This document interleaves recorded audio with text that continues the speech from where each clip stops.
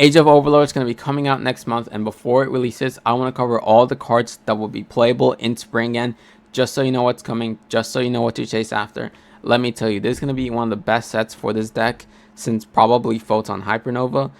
So we're first going to be starting off with the Horus cards. These cards I think are bait. I think they're not that good in this deck. This is the first one card rank 8 engine we have.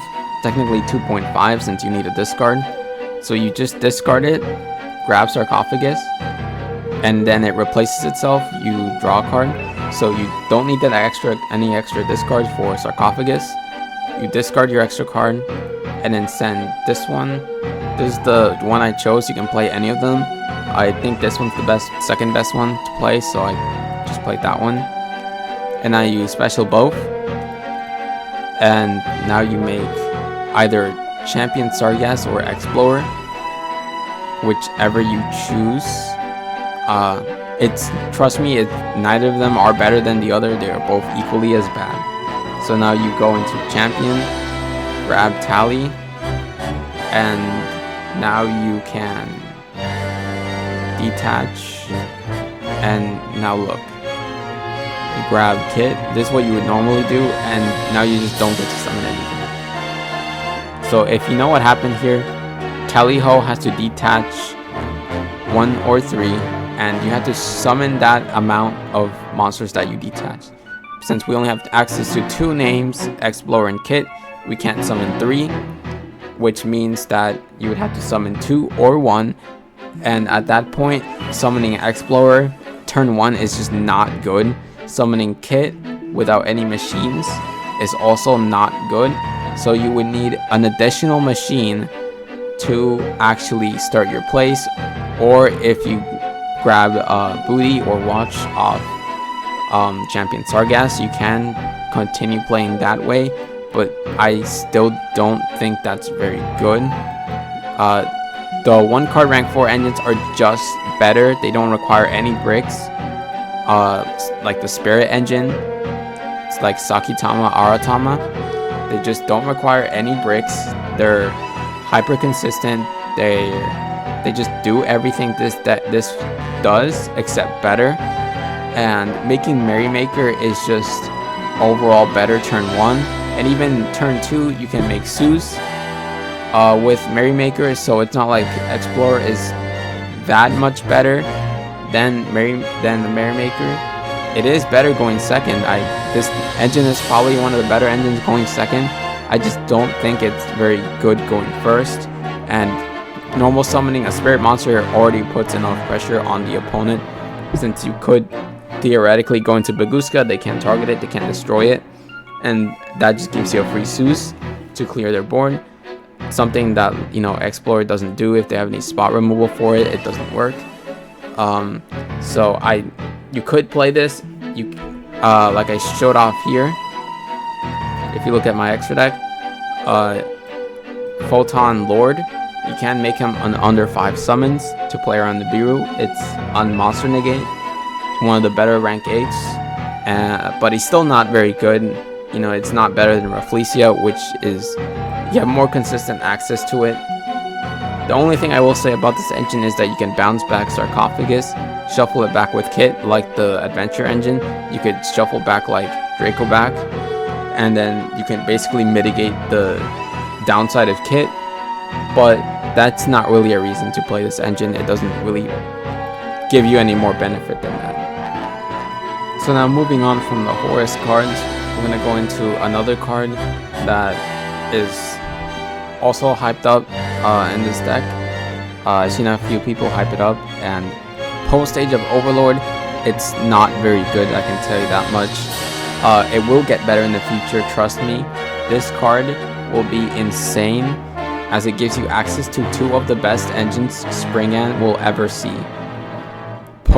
That's later on, not post Age of Overlord, but I do want you to keep this card in mind, as it will be kind of crazy when after Age of Overlord, and that's Banshee. So right now there's very few targets that are actually like good, and these are all the targets that I chose I think that I looked through and I think are good. And good is very relative. It's like we're not going to be playing Spirit of the Flames in 2023 or Volcanic Queen. I mean, Volcanic Queen's like probably the best one because it's a searchable kaiju. You don't need your normal summon, so which is nice. But at that point, you would just rather search the machine kaiju with Clifford Genius, which is just probably just better. Inferno and Spirit of the Flame, they have some synergy with Banshee, as they can banish Banshee and then you special summon it back, and that gives you an extra body. Now, I don't think that leads to anything particularly impressive, but it does exist. You can do it. Enigma Candle is a tuner that can change its level up to thrice per turn. Not twice, not once, thrice.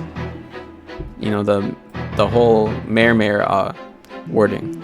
And then Nemesis Flag is just, you can search the other one, though not Protoss one, Eschatos, there you go. So you can search Eschatos or Protoss in Master Duel if that never gets banned. I still don't think that's very good. I don't know how you would facilitate either of those, but yeah, we're just gonna search. Let's search Inferno here. You would probably go like Normalist Brothers, link into IP, and then banish Banshee. Yeah, like I'm still 1-4 off. Maybe if I detached 3 off tally, I only detached 2, then you could make an extra rank 4, but it's nothing special right now. But trust me, this card will be insane. Later on, I'll make a video on it later, and I'll show you why this card is insane. It leads to 2 of the best engines Springans ever have the ability to access to, and one of them I want to show off in this video. So keep this card in the back of your mind. Definitely get this card. So this board might look familiar to you if you watched the last video about Revolution Synchron. I follow the same steps, played around the bureau, played around everything. So we're just gonna make Vsauce here, and we're gonna search a new trap card in Age of Overlord called Loka Samsara, and this card is, I don't know why Konami printed this. It's, you banish a Vsauce Starfrost from your monster zone, and then you special summon a heart monster with 2000 attack from your extra deck, ignoring its summoning conditions, but it can only activate its effects once and banish it face down during the end phase. So usually it's either going to summon a Kaleido Heart or a Rise Heart, but if you summon a Rise Heart, Loka Samsara is going to get banished, and that means that Arise is gonna trigger its mandatory effect to attach something from the banish pile, and that's gonna essentially use up its 1 effect activation for that whole turn. But it's still a walking macrocosmos, so we're just gonna take advantage of that.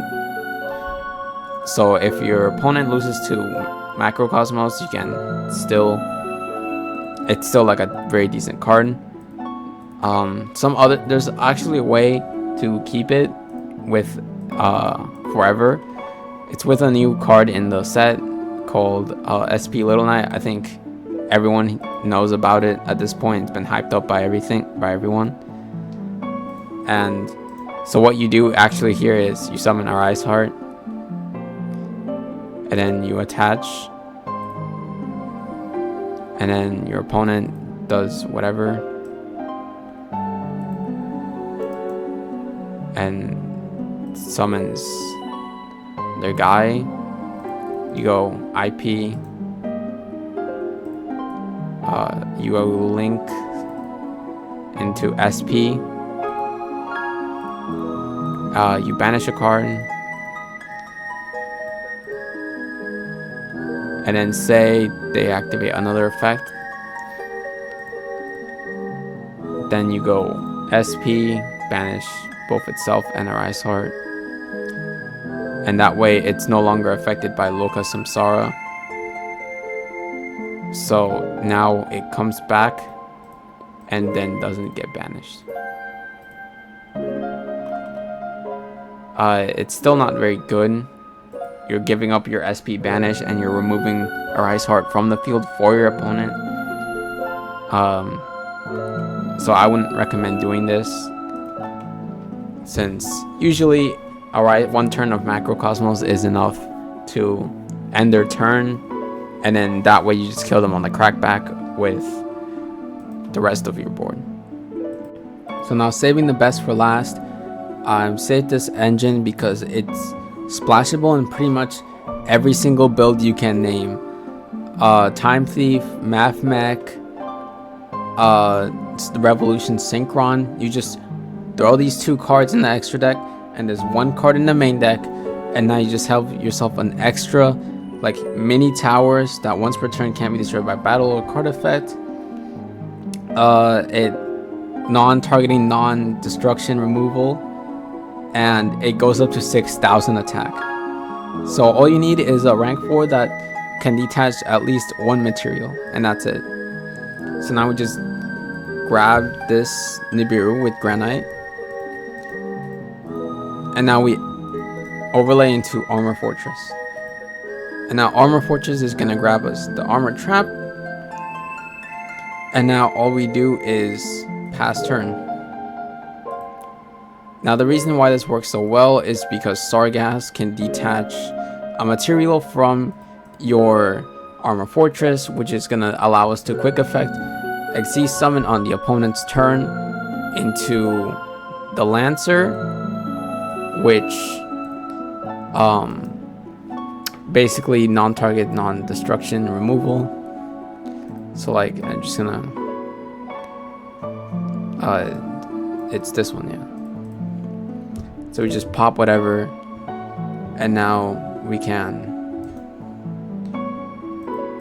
non-target, non-destruction removal with Lancer.